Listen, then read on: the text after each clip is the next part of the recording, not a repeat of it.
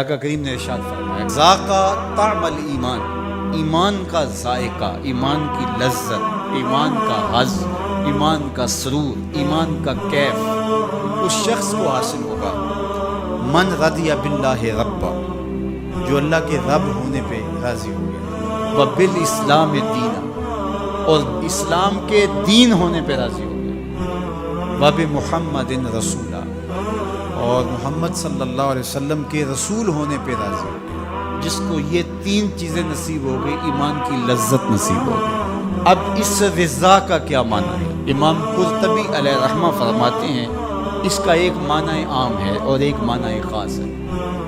معنی عام یہ ہے کہ اللہ کے رب ہونے پہ راضی ہونے کا مطلب اس کو رب مان لینا ہے۔ اسی طرح اس کو کہا جائے تیرا کس دین سے تعلق ہے، تو وہ اسلام کو ہی اپنا دین مانتا ہے۔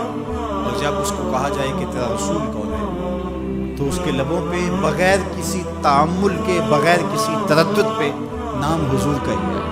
تو یہ ہے اس کا معنی عام۔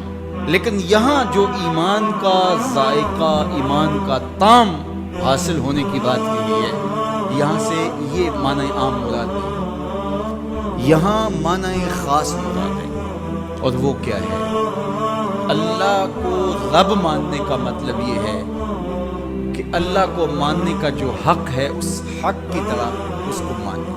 ایک ہے اللہ کو ماننا اور ایک ہے اللہ کی ماننا۔ تو جو اللہ کو تو مانتا ہے لیکن اس کے احکام کو نہیں مانتا، اس کے دیے گئے نظام کو عملاً قبول نہیں کرتا، تو پھر وہ ایمان کی لذت حاصل نہیں کر سکتا۔ خالق حقیقی اس کو مانتا ہے تو پھر اپنا سب کچھ اس کے دستے قدرت میں سمجھے۔ جب اس کی پناہ میں آ گیا ہے تو پھر کسی کا ڈر اور خطرہ کیسے؟ جب اس کو خالق و رازق مان لیا ہے تو کسی کی دہلیز پہ ہاتھ کیوں پھیلائے؟ جب اس پہ توکل کر لیا ہے تو پھر اس کے پائے ثبات میں لغزش کیسے آئے؟ اور دوسری بات، اسلام کے دین ہونے پہ راضی۔ جب اسلام کو مان لیا تو اسلام پورا نظام زندگی، تمہاری خوشیوں کا بھی خیال رکھتا ہے، تمہارے غموں کو نبھانے کا دستور کیا ہوگا وہ بھی تعلیمات دیتا ہے۔ یہ نکاح ہم کر رہے ہیں شریعت کے مطابق اور یہ مسجد میں کر رہے ہیں، اور یہ جو بھنگڑا ڈال رہے ہیں یہ ہمارے خاندان اور قبیلے کے لوگوں کا تقاضا ہے، اور تم قبیلے کو بھی راضی رکھتے ہو، رب کو بھی راضی رکھتے ہو، ایسا تو نہیں ہوگا، ایک کو ہی راضی رکھنا پڑے گا۔ تو جب اسلام کو اس طرح مان لیا کہ جب بھی کوئی قدم اٹھانے لگے تو سوچا اسلام کیا کہتا ہے۔ اگر آپ کو اسلام میں سے اس کی تعلیمات نہ ملے تو پھر تو کہنا کہ اسلام کامل دین نہیں ہے۔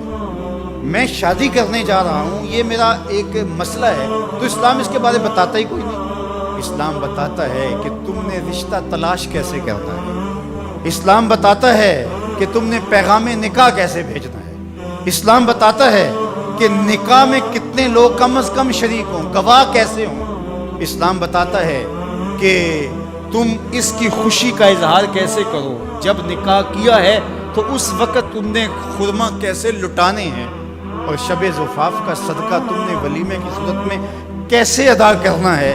اسلام تمہیں ایک ایک جزیہ بتاتا ہے۔ میرے حضور نے فرمایا انما انا لکم مثل الوالد، میں تمہارے لیے باپ کی جگہ پہ۔ اگر تم میں سے کوئی شخص بیت الخلاء میں جائے تو پہلے اپنا بایاں قدم آگے رکھے۔ اس طرح باپ چھوٹی چھوٹی چیزیں اپنی اولاد کو بتاتا ہے۔ میں تم واش روم میں جاؤ، بیت الخلاء میں جاؤ تو پہلے بایاں قدم آگے رکھو۔ کیوں؟ انما انا لکم مثل الوالد، میں تمہارے لیے باپ کی جگہ۔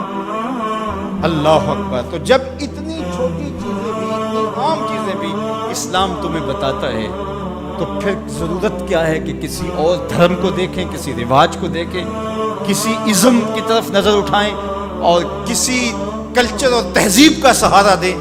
ہماری تہذیب بھی اسلام، ہمارا کلچر بھی اسلام، سب کچھ اسلام ہے۔ تو جب ہم نے مان لیا اسلام کو تو پھر مان لیا، پھر ماننے کا جو حق تھا وہ ادا کر دیا، تو پھر اسلام کا مزہ آنا شروع۔ تیسری بات، وَبِمُحَمَّدٍ رَسُولًا، وہ اس بات پہ راضی ہے کہ یہ میرے رسول ہیں، یہ میرے ہادی ہیں، یہ میرے قائد ہیں، یہ میرے رہنما ہیں، یہ میرے مرشد اعظم ہیں۔ تو جب نظر ادھر جم گئی تو پھر کسی اور سمت نظر اٹھے گی؟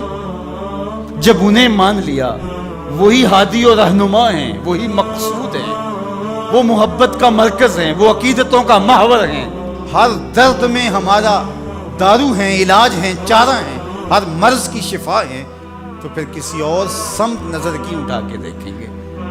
تو اگر ادھر بھی دیکھتے رہے اور کہا کہ نہیں ہم ادھر سے بھی کچھ لے لیں گے، تو اس طرح پھر ایمان کی لذت نصیب نہیں ہوگی۔ تو جب انہیں رسول مان لیا اور اس طرح مانا کہ انہیں مانا انہیں جانا، نہ رکھا غیر سے کام، انہیں مانا انہیں جانا، نہ رکھا غیر سے کام، للہ الحمد میں دنیا سے مسلمان گیا، پھر ایمان کا مزہ آئے گا نا، پھر ایمان کا سرور نظر آئے گا۔